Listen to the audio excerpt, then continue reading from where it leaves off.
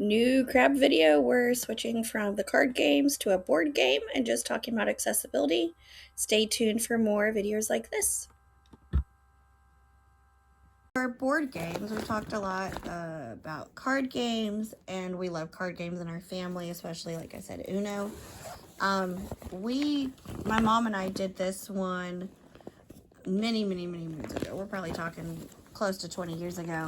And it's the game Sorry. My siblings and I loved playing it back then. And we didn't really need a whole lot of tools. So I'm going to pull all this out. You can see all of the things. On the pieces that Mom played on her pawns, we used glitter glue on this one. I'm going to show you something else you can also use, but we put a little dot. So all of her pawns had a dot, so she knew when she located them that those were hers. So she played green every time, which means we also put the board for the green home right next to her. The cards, we took time to braille. Now these, we went ahead and brailled them on the back, even though it would have been fine to braille them on the front. And so like this has the number 12. And then also let her know that that was to move forward. Because some of these you go backwards. This is the number 7. And it could be split between 2 pawns. And so she has that on there. Say 4 is backwards, so then she has 4 and then backwards on that card. 10, which you could also move backwards 1.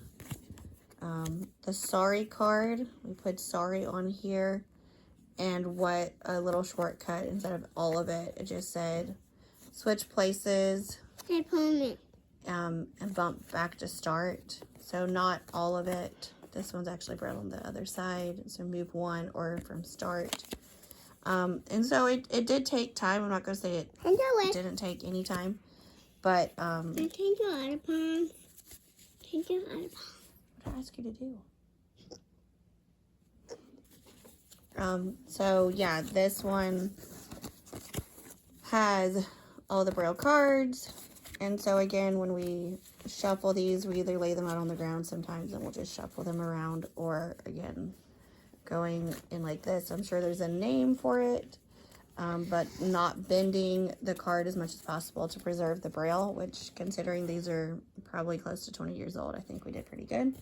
Now for the board, you're going to say, what in the world, how'd you do this? So I think I had glitter glue this day when we did this. And so her home is the only one that's marked. As you'll see, the red one is flat as can be. Each of the lines for where we were traveling, all of those, just the outside boxes, since you're going around, you don't need all the borders, just the lines. If there's a slide, we did the triangle to show, and then a line down the middle. This is a slide, and this is where you're going to land. And then on start, we showed the triangle pointing to this is where you're going to put it, and of course a circle. And then to go back, there's an arrow here, so we outlined the arrow and then went up all the way to where her home was. And that way she knew if I hit this and there's a line, this is going here. We'd all help together. I promise we did not cheat or anything. This is one of the games we wouldn't, because there's not really a point in it. But here's the other side of the board. Ours is kind of falling apart, but again, all the slides are marked, the home, where to end the slides, every single line is marked. This one came off, but most of them all have that. Another thing, if you don't want to use glitter glue because it can be very messy, one of the things we love using is puff paint. This is Walmart's version. We just got this for a different project, but puffy 3D paint, and it works. Has a little nozzle right here, and so you would just put that, like I can redo this black, that just squeeze, get out the amount that you need on there, and then it will dry, and that just makes life a lot easier And if you're wanting to do games, I don't think we ended up doing Chutes and Ladders.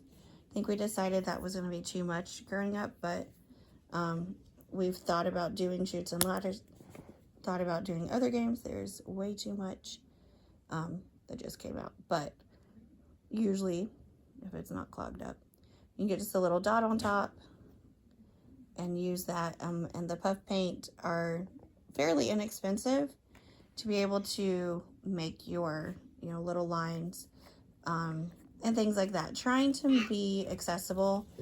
You could probably do it with Monopoly Junior and doing lines across it and things. That is how the puff paint works. And this is Scrabble. Comes with a pre-made board, and I'll make sure to show that in one of the videos.